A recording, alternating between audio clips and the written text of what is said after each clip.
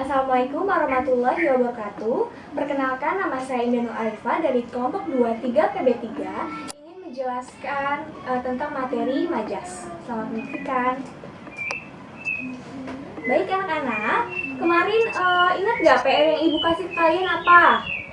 Ya benar, materi tentang majas. Apa yang kalian udah dapatkan? Oke, untuk mengetes kemampuan literasi kalian, ibu mau main quiz dulu nih. Oke, seperti biasa buka joinmainquiz.com.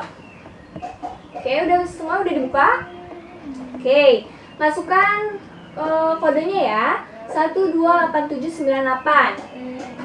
Udah semua? Oke, kita mulai ya. Ya. Udah selesai semuanya? Baik, gimana hasilnya? Masih banyak yang salah ya? Berarti belum teliti nih. Bacanya masih belum. Oke, kita lanjut. Kita bahas yuk sama-sama. Jadi apa yang kalian dapat tentang majas? Ya, April? Ya, benar sekali. Ada yang ingin menambahkan?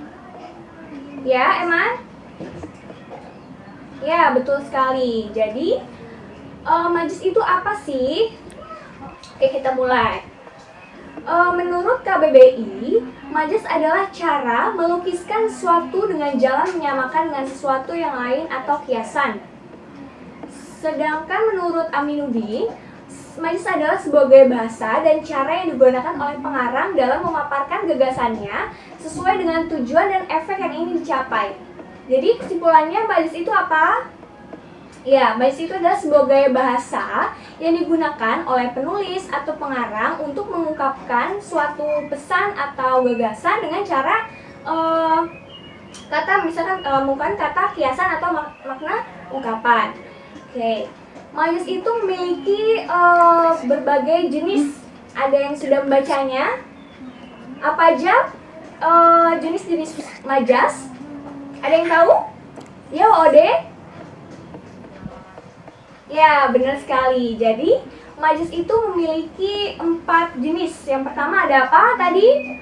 Majas perbandingan, majas apa lagi?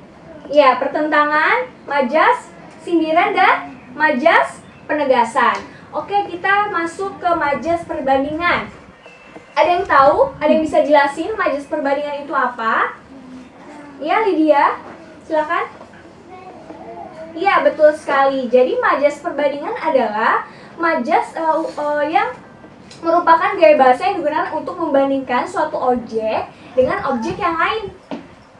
Nah, bukan hanya membandingkan saja, melainkan dia juga bisa penyamaan, pergantian, atau pelebihan. Maksudnya apa sih?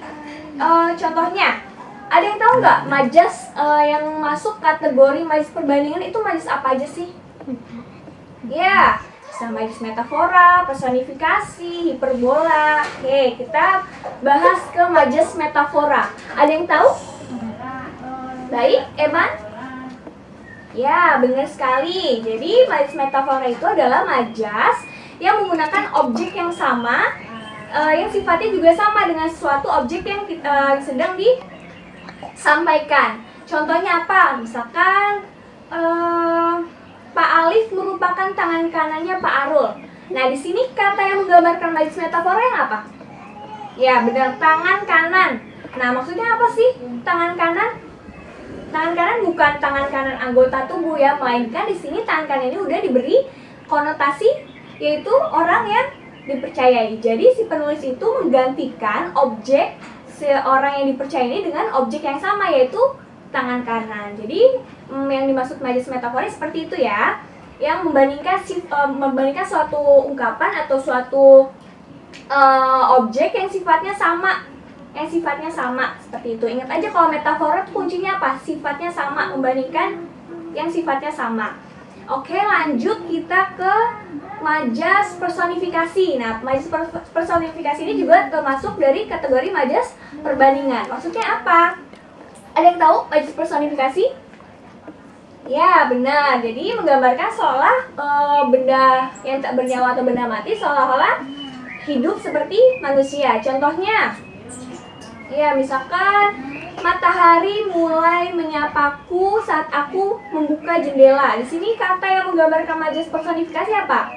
Matahari menyapaku. Nah, di sini serem ya, matahari menyapaku. Kan seharusnya yang menyapa itu apa? Manusia kan? Kalau matahari nyapa serem juga. Jadi seolah-olah nih benda yang tidak bernyawa seolah digambarkan seperti manusia, itu dia majas personifikasi. Oke, udah jelas semuanya? Oke, kita masuk ke majas yang pertentangan. Oke, di sini ada yang tahu majas pertentangan itu apa? Oke, Emma? Baik, yang lain? April? Ya, benar sekali. Jadi majas pertentangan adalah majas yang menggunakan kata-kata kias yang bertentangan dengan maksud asli penulisnya. Nah, salah satu kategori majas yang dimasukkan kategori majas pertentangan itu apa aja? Ya, majas paradoks. Apa sih majas paradoks itu? Ada yang tahu? Benar banget, Lydia.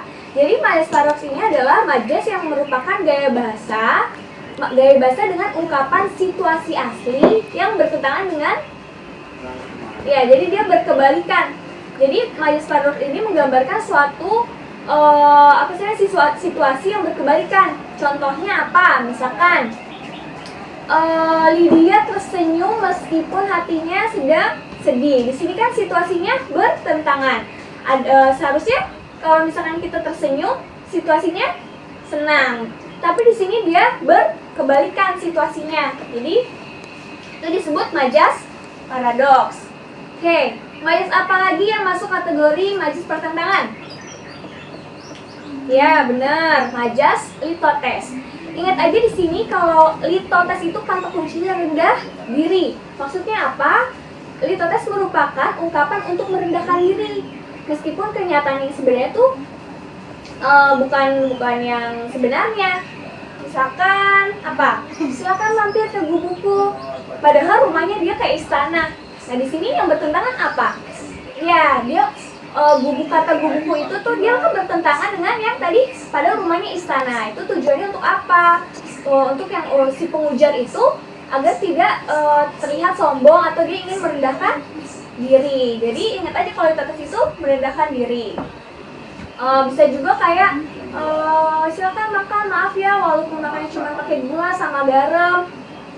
Ya sebenarnya makanannya sabrek-abrek ya, emang bener sih makan pakai gula sama garam karena kan setiap makannya ada gula sama garam. Nah aja jadi kalau majas litotes itu rendah diri. Oke, lanjut. Majas apa yang ketiga? Ya, majas sindiran. Ini udah jelas ya, majas sindiran berarti majas yang ya kata-kata untuk menyindir. Majas mana yang masuk kategori majas sindiran? Iya benar, majas ironi. Ingat aja kalau ironi itu dia apa? Menyindir secara halus. Misalkan apa nih? Datangnya pagi banget ya, acaranya udah selesai. Nah dia menyindir apa? Menyindir apa? Ya si orang tersebut datangnya terlambat. Jadi nggak to the point langsung, ya kok datangnya telat sih, nggak to the point, melainkan dia menggunakan majas ironi. Terus apa lagi yang masuk kategori majas sindiran? Iya benar, ada majas sarkasme, yaitu majas yang kita bisa bilang kasar ya. Majas kasar, majas yang istilahnya itu dia to the point, bahkan bisa sampai menyakitkan hati orang yang kita sindir gitu. Misalkan pergi sana, kamu hanya sebagai sampah masyarakat di sini. Nah, di sini majas apa? Kata mana yang menggambarkan majas sarkasme? Ya, sampah masyarakat ya. Kan sampah masyarakat itu maksudnya artinya dia tuh nggak berguna di lingkungan tersebut gitu. Nah, di sini kita harus perhatikan. Jangan sampai kita menggunakan majas sarkasme ini untuk menyindir teman kita gitu, misalkan di sosial media. Kan itu bisa juga kalau misalkan kata-katanya kasar, nanti kalau orang tersebut nggak terima, kita bisa dituntut. Lanjut, yang keempat ada majas apa?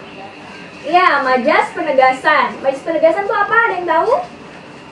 Ya, Lydia? Ya, bener banget. Ada yang ingin menambahkan? Mode? Ya, betul sekali. Jadi penegasan itu adalah majas yang bertujuan untuk apa? Meningkatkan pengaruh terhadap pembacanya, untuk meyakinkan si pembacanya. Misalkan, majas mana yang masuk kategori majas penegasan? Ada yang tahu? Ya, majas pleonasme. Ingat aja, pleonasme itu kata kuncinya tuh dia mengulang kata sehingga tidak efektif. Ingat aja kalau pleonasme tuh tidak efektif. Misalkan apa? Misalkan turun melembah, jatuh ke bawah. Nah, di sini kata yang menggambarkan majas pleonasme apa? Ya, benar banget, jatuh ke bawah. Kan kalau jatuh udah pasti ke bawah. Ini dia pengulangan yang tidak efektif. Tuh. Oke, lanjut. Ada majas apa lagi? Ya, majas repetisi. Ini udah jelas banget ya, dia pengulangan kata. Jadi, ingat aja kalau repetisi itu pengulangan kata dalam satu kalimat. Contohnya apa? Kita harus bekerja keras, kerja, dan kerja. Nah, itu dalam satu kalimat kata kerja yang diulang. Nah, itu untuk apa? Untuk penegasan suatu ujaran. Baik, udah jelas semuanya? Oke, nanti Ibu kasih PR lagi terkait tentang majas ya. Oke, sekian materi dari Ibu. Wassalamualaikum warahmatullahi wabarakatuh.